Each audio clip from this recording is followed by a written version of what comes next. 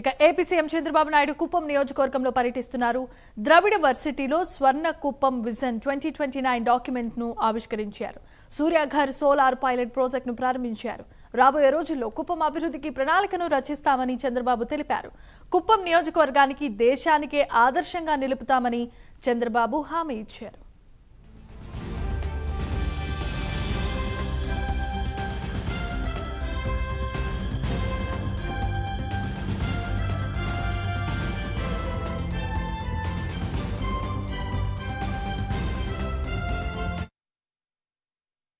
ఒక రాష్ట్రంలో ఒక మంచి నాయకుడు ఉండి లేకపోతే కుటుంబానికి కూడా ఒక సమర్థవంతమైన నాయకుడు ఉంటే సమర్థవంతంగా ప్లాన్ చేయగలిగితే ఏదైనా సాధ్యం.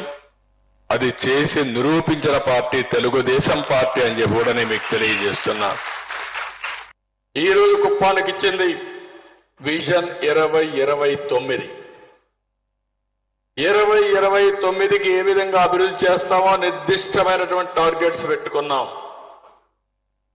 ఏదో 29లో మీకు చెప్పడం కాదు, 29 నుంచి సంవత్సరం వారిగా 25లో ఏం జరుగుతుంది, 26లో ఏం జరుగుతుంది, 27లో ఏం జరుగుతుంది, మళ్ళీ 3 నెలలకు ఒకసారి బ్యాక్వర్డ్ ఇంటిగ్రేషన్ చేసి అన్ని డిపార్ట్మెంట్లలో కూడా నిర్దిష్టమైన ఆలోచనలతో ప్రభుత్వం నుంచి ఏ ఫండ్స్ రావాలి, ప్రైవేట్ నుంచి ఎలాంటి వ్యక్తులు వచ్చి పెట్టుబడులు పెడతారు, అందరినీ సమన్వయం చేసుకుంటూ మనం అనుకున్నటువంటి విజన్ సాధించడానికి ఈ కార్యక్రమాన్ని పెట్టుకున్నాం.